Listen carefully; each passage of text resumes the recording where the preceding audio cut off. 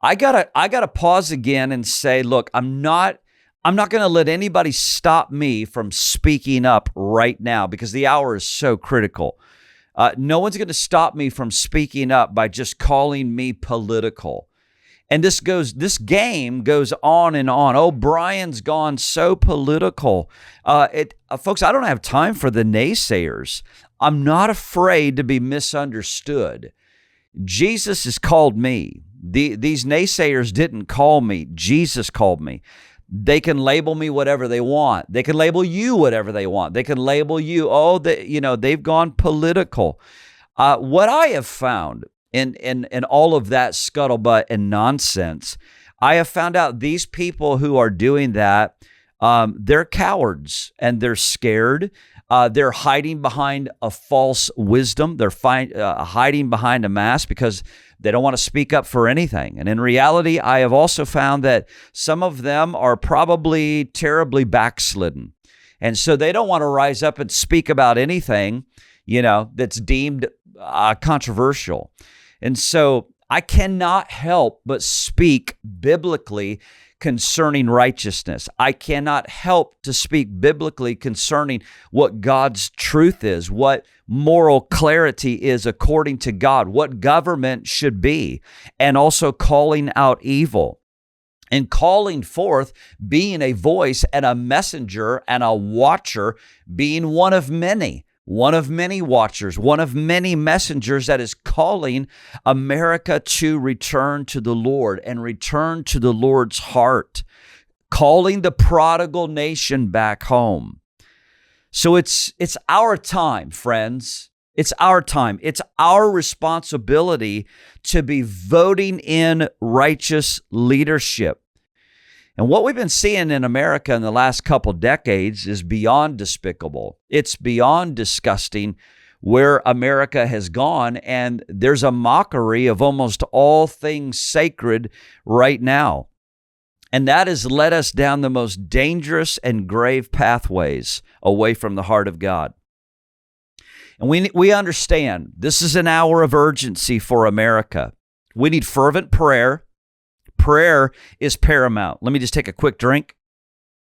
For those of you that are watching, you understand. For those of you that are listening, I need a quick drink here. All right, and we're back. Well, we understand that prayer is paramount. We can't do anything without prayer. But also, we need decisive, bold leadership. We need courageous leaders now to arise.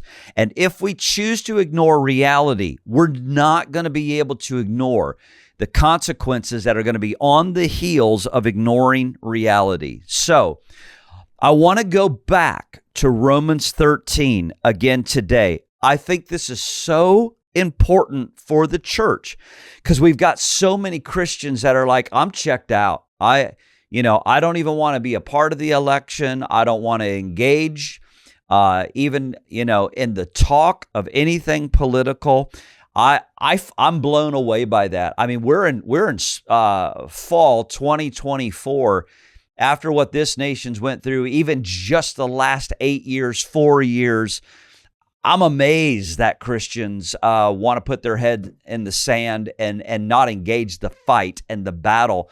And they're not running forward to the front line to the battle. I mean, if not for us, what about our children? What about our children's children? What about the future? What about the baton we're going to hand on to future generations? And so I want to go back for a moment to Romans 13 here so that we can start actually discerning what a leader is and a leader that is worthy to be followed. That has to be determined by the Word of God. It has to be determined by the Scriptures. And I'm tired of seeing these Scriptures so pitifully hijacked and not properly taught. Let's go back to Romans 13 and let's just hit it. Verse 1, let every soul be subject to the governing authorities. For there is no authority except from God, and the authorities that exist are appointed by God. Therefore, whoever resists the authority resists the ordinances of God, and those who resist will bring judgment upon themselves. Verse 3, for the rulers are not a terror to good works, but to evil. Now, this is where I want to pause, break away. This is where you have to actually discern who the leader is that is worthy to be followed. So watch these words. For rulers are not a terror to good works, they are a terror to evil. Do you want to be unafraid of authority? That's a good question. Then do what is good, and you will have the praise from the same. For he is God's minister to you for good. Okay, so who is the leader that God raises up? Who's the leader that actually God has put his backing? God is saying this is a person of legitimate authority. Because folks, if you're not discerning that there's legitimate leaders and illegitimate leaders, what are we doing? What are we talking about then? God raises up ministers for good. There's a clarification to who God raises up, to those that God marks, that he says, these are my standard bearers. These are the ones that do good. These are the ones that have authority.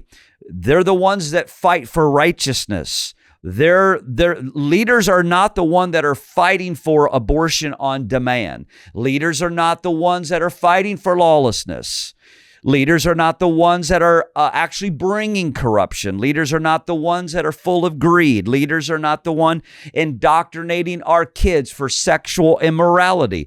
Leaders are not the ones who want our children's bodies butchered. Hello. Leaders are not the one that they are standing for our kids' bodies to be mutilated for sex changes.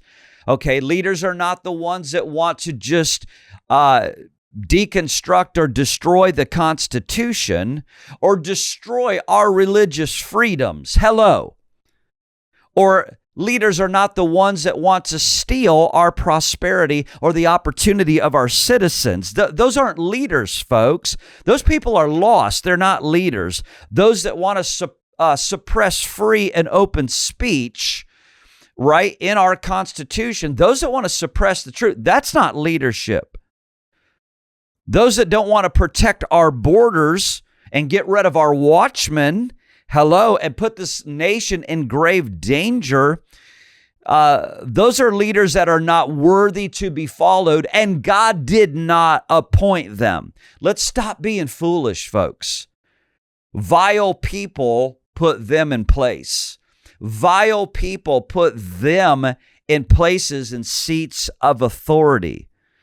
And the church that is absent from voting righteously is allowing the world then to step in and allowing wicked rulers, to bring this nation into greater bondage and slavery. Verse 4 says, but if you do evil, be afraid, for he does not bear the sword in vain, for he is God's minister, an avenger to execute wrath on him who practices evil. Folks, if that doesn't tell you this is who God backs and says this is an authentic leader, someone who's in authority does this. They are God's minister. They are God's avenger. They are the one that executes wrath on those who practice evil. So let me just stop again and say, these scriptures have been so hijacked. People that have spiritual blindness, that many in the church, they're not even discerning accurately what a leader is. They just blindly subscribe, to someone in any level of a leadership position that, wow, we must fall in line. A real leader that's worthy to be followed, that God appoints. He executes wrath on evil. He brings judgment on those who practices evil. God appointed leaders not to just, especially not to create evil or to create disasters or to appease evil or to pacify it or go on making concessions for it or compromises for it. But God's leaders are to crush evil. God's leaders are to expose evil. It couldn't be any more clear. God raises up leaders to judge evil. Verse 5, therefore, You must not be subject. Therefore, you must be subject not only because of wrath, be subject to them not only because of wrath, but because of conscience sake. And oh my gosh, does America have a desperate need right now for an awakened conscience.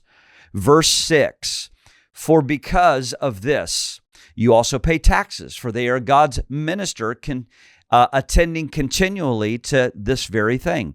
Render therefore to those all that is due, taxes to whom taxes are due, customs to whom customs are due, fear to whom fear is due, and honor to whom honor is due. If you enjoyed this video today, please like, share, and subscribe, and we will see you in the next video.